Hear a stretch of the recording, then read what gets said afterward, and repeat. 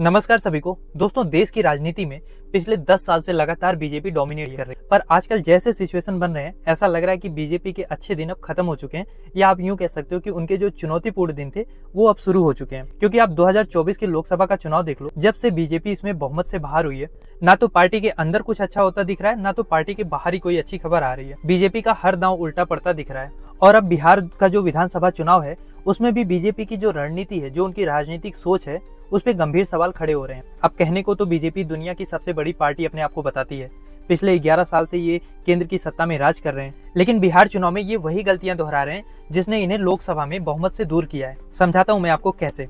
देखिए, लोकसभा के चुनाव में क्या हुआ था, अगर बिहार विधानसभा में बीजेपी कैसे ही अपने पैर पे कुल्हाड़ी मार रही है ये समझना है तो हमें लोकसभा चुनाव पे एक बारी नजर डालनी होगी। तो लोकसभा चुनाव में क्या हुआ था, बीजेपी ने नारा लगाया था 400 पार का, ठीक है। और ये नारा इसलिए भी लगाया गया था क्योंकि बीजेपी को अपनी जीत को लेकर बहुत ज्यादा आत्मविश्वास था। लेकिन नतीजे क्या हुए, पार्टी 240 सीटों पर जाके अटक गई और गठबंधन की बैसाखियों वाली सरकार मोदी जी चला रहे हैं।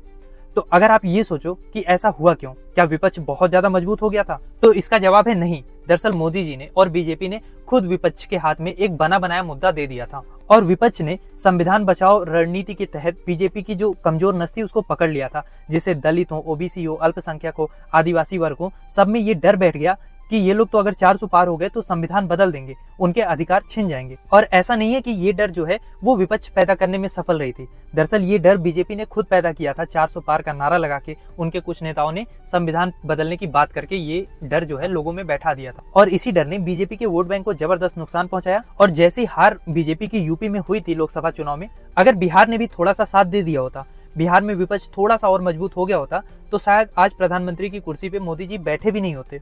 और अब बात करते हैं बिहार चुनाव में करेंटली क्या हो रहा है।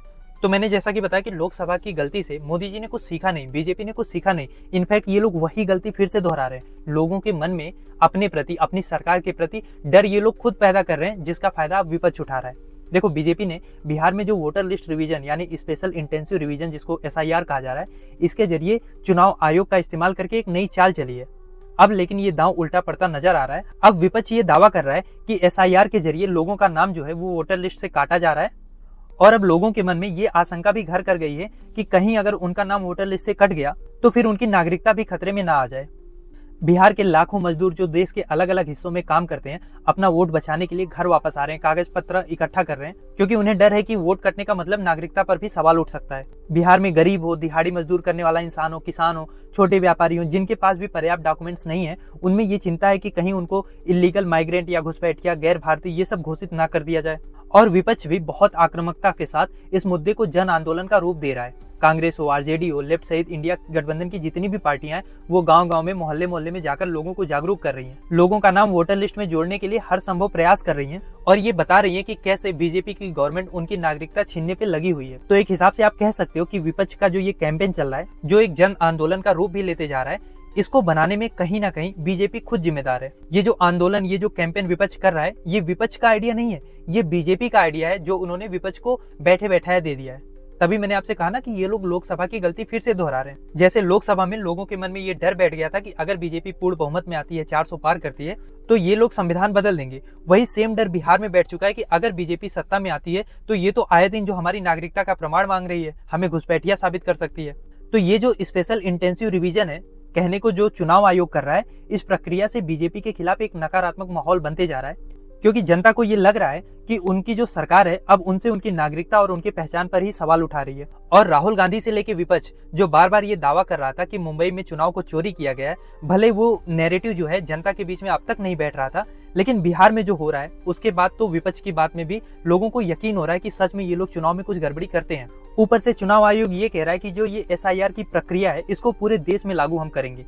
इससे जनता में और ज्यादा असंतोष बढ़ रहा है, और जाहिर सी बात है विपक्ष इस मुद्दे को पूरा भुनाने की कोशिश करेगा, और यह मुद्दा राष्ट्रीय स्तर पर भी बीजेपी के लिए सरदर्द बन सकता है। एक तो केंद्र से लेकर मैक्सिमम राज्य में आपको पिछले 10-11 साल से बीजेपी की सरकार मिलेगी, तो जनता में बीजेपी को लेकर एक तो एंटी इनकम्बेंसी बढ़ी रही है। ऊपर से अगर बीजेपी की छवि एंटी दलित, एंटी गरीब वाली बन जाती है, तो उस केस में उनकी जो हिंदू मुस्लिम वाली राजनीति है या 80-20 वाली राजनीति है वो फेल कर जाएगी। और ऐसे में जो विपक्ष की सामाजिक न्याय, आर्थिक न्याय और नागरिक सुरक्षा के एजेंडे हैं, उसके सामने बीजेपी की जो पारंपरिक राजनीति रही है वो अब कमजोर पड़ती नजर आएगी। और इसके अलावा बीजेपी के खिलाफ जो भ्रष्टाचार, तानाशाही और लोकतांत्रिक संस्थाओं के दुरुपयोग का आरोप बार बार लगता है, उसको भी बहुत ज्यादा बल मिल रहा है और जनता का भरोसा जो है वो सरकार से डगमगा रहा है। अब इस समय बीजेपी की जो सबसे बड़ी चुनौती है वो ये है कि वो जनता के बीच में अपनी विश्वसनीयता और पारदर्शिता कैसे स्थापित करे, क्योंकि एक तरफ से विपक्ष लगातार सरकार की नीयत, उसकी नीतियों पर सवाल उठा रहा है। अब मेरा सवाल आपसे ये है कि आपको क्या लगता है, क्या बीजेपी अपनी रणनीति में समय रहते बदलाव करके